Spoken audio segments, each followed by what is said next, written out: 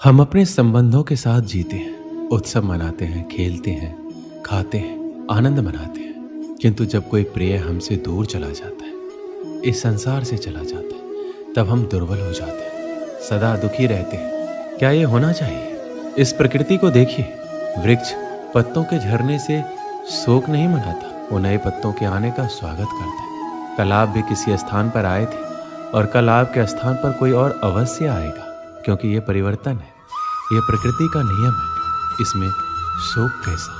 जो छूटा उसका शोक मनाने के स्थान पर जो मिलेगा या जो आपके पास है उसका आनंद उठाइए। श्री कृष्ण कहते हैं, ईश्वर के लिए सभी प्राणी समान है, उन सभी में समान रूप से ईश्वर का वास होता है। कोई जीव छोटा या बड़ा, अधिक या ज्यादा प्रिय नहीं है। जो अपने ईश्वर की विशेष आराधना करते हैं, पुकारते हैं, उनके साथ सदैव उपस्थित रहते हैं। संपूर्ण जगत, ब्रह्मांड, चर अचर, सब में ईश्वर का वास है। ये ईश्वर की माया ही है जो पूरे ब्रह्मांड में व्याप्त है। वही ईश्वर धरती पर मधुर संगीत है, वही ईश्वर अग्नि की उष्मा है। उसी ईश्वर का वास प्रत्येक प्राणियों में है, जो सन्यासियों के चित्त को शांत कर साधना में लीन करता है। वह आत्म संयम भी ईश्वर ही है। ये संसार नश्वर है, सुख दुख हर्ष विषाद आदि लगा रहता है। क्षण भर के सुख से जो खुश नहीं होता और अशुभ होने पर जो दुखी नहीं होता, वह व्यक्ति सच्चा ज्ञानी होता है। उसे ज्ञात होता है यहाँ सब कुछ क्षण भर के लिए होता है, भले ही वह सुख हो या दुख। ये जीवन कर्म प्रधान है। जो व्यक्ति कर्म करके, परिश्रम करके अपने लिए कुछ अर्जित करता है, वह वास्तविक रूप से उस फल का भागी है। अन्यथा वह चोर की भांति है, जिसे बैठे बिठाए सब मिल जाता है। जिस व्यक्ति के पास आपके लिए मान सम्मान और कद्र ना हो, उनके साथ रहना व्यर्थ है। वह सदैव आपके लिए शत्रुता का भाव रखते हैं। ऐसे व्यक्ति के साथ रहने से उत्तम आप अकेले रहें। श्री कृष्ण कहते हैं, इस जीवन में अधिक सीधा होना, सरल होना भी अनुचित है। जो सरल और सीधे स्वभाव का होता है, लोग उसका अनायास फायदा उठाते हैं। ये जीवन एक रणभूमि है, यहाँ निरंतर संघर्षों का सामना करना पड़ता है। इस संघर्ष रूपी महाभारत में स्वयं अपना सारथी, अपना मार्गदर्शक और योद्धा बनना होता है। जिनकी किस्मत अच्छी होती है, जिनके पास किसी साधन की कोई कमी नहीं होती, वह थोड़ा सा भी कष्ट नहीं झेलते। थोड़ी सी भी कमी होने पर भगवान को कोसते हैं। वहीं जिनके पास अभाव होता है, जिनके पास साधन की कमी होती है, उनके पास थोड़ी सी भी बरकत हो या खुशी मिले, वह भगवान को धन्यवाद करते हैं। ये पृथ्वी नश्वर है, यहाँ सब कुछ गतिमान है। जिस प्रकार सुख दुख में जीवन आता जाता है, उसी प्रकार मृत्यु और जन्म यहाँ लगा रहता है। इसमें खुश होना या दुख मनाना व्यर्थ है।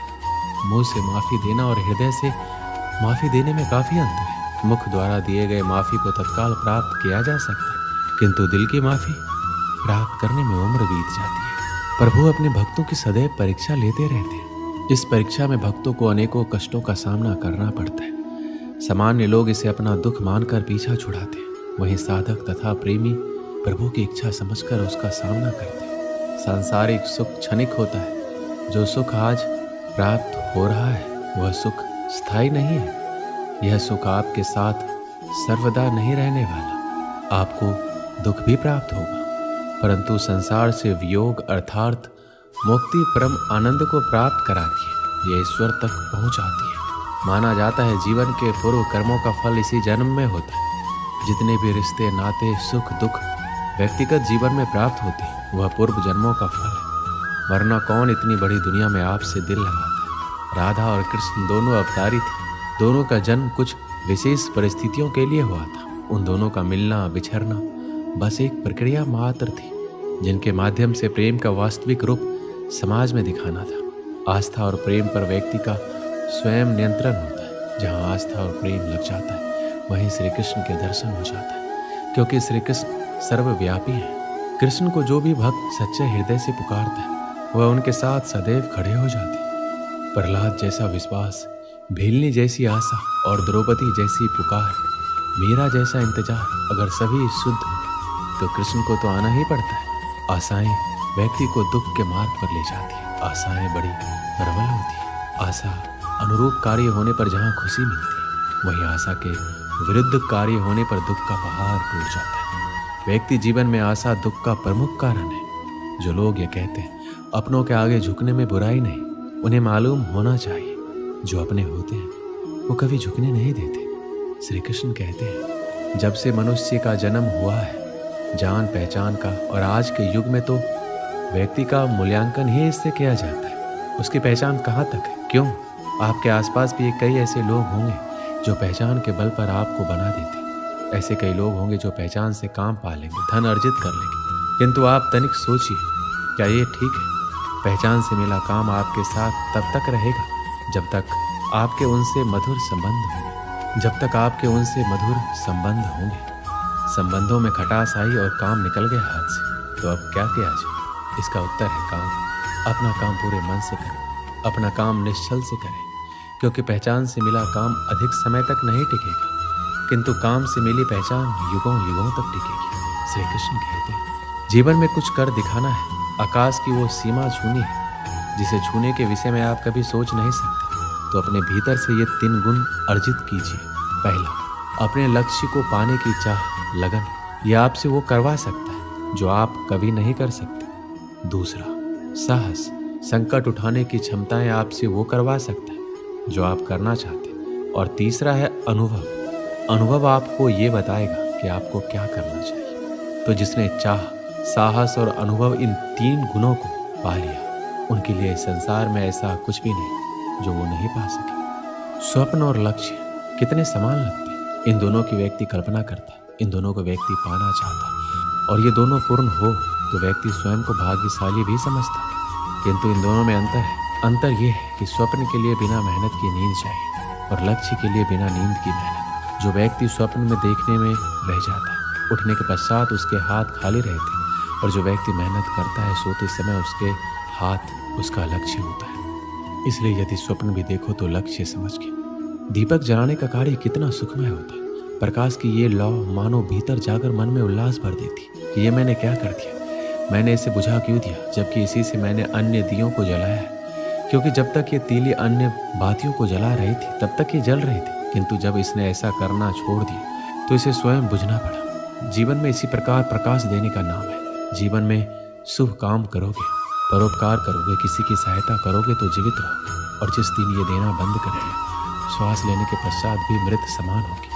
इसलिए जब तक श्वास है, आशा रूपी प्रकाश का संचार करते रहिए। विश्वास कीजिए मृत्यु के पश्चात भी अमर रहेंगे। एक समय की बात है, तूफान में फंसकर एक समुद्री जहाज तहस नहस हो गया। उसमें बैठे सभी यात्री समुद्र में डूब गए, बस एक आदमी को छोड़कर।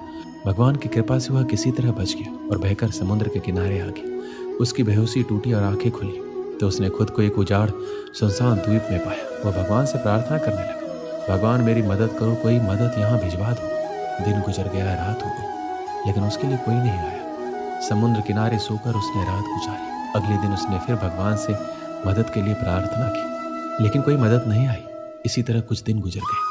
उजाड़ द्वीप की जिंदगी को अपनी किस्मत मानकर आदमी ने कुछ लकड़ियां और घास फूस इकट्ठा कर अपने लिए एक झोपड़ी बना ली। टूटे जहाज से बहकर आई चीज़ों में से उसने अपनी ज़रूरत की चीज़ें इकट्ठा की और झोपड़ी में रख ली। उस झोपड़ी में रहकर वह दिन गुजारने लगा। एक दिन वह भोजन की तलाश में गया हुआ था।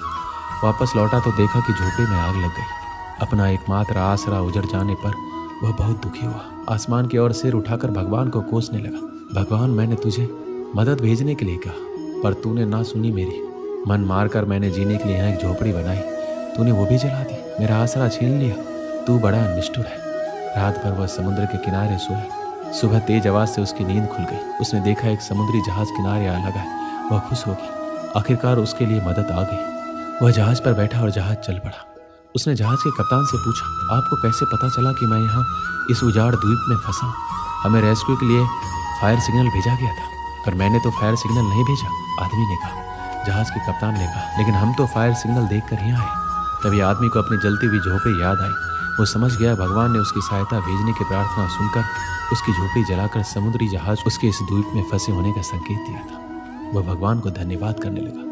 दोस्तों, जब हम पर मुसीबत टूटती है तब हमारा विश्वास डगमगाने लगता है, धैर्य टूटने लगता है, आशा धूमिल होने लगती है और हम भगवान से शिकायत करने लगते हैं। जबकि ऐसे समय में आवश्यकता है भगवान पर विश्वास बनाए रखकर मुसीबत से निकलने की, प्रयास करने की। उस आदमी ने झोपड़ी बनाई तो भगवान ने उसमें आग लगाकर उसे उजाड़ द्वीप से निकलने में मदद की। हमें भी दिल छोटा किए बगैर भगवान पर विश्वास रखकर अपना प्रयास करते रहना चाहिए। हमारा प्रयास और भगवान का आशीर्वाद दोनों मिलकर हमें हर मुसीबत से निकाल लेंगे। दोस्तों, इस वीडियो में बस इतना ही। मिलते हैं अगली वीडियो में। अपना ख्याल रखिएगा। जय श्री कृष्ण।